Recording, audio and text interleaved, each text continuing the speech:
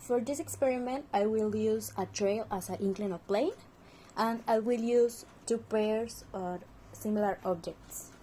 For the first part of the experiment, I will use two discs, but one of them is like a ring, and the other one is a wool block, a solid block.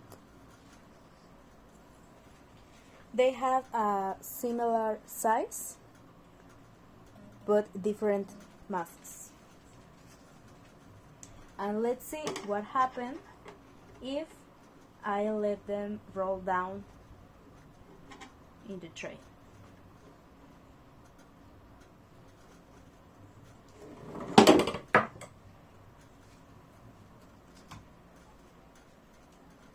And for the second part of this experiment, I will use two spheres, but they have different masses, different sizes.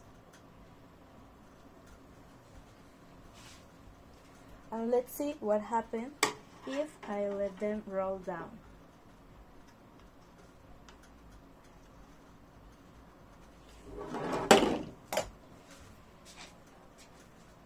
And that's it.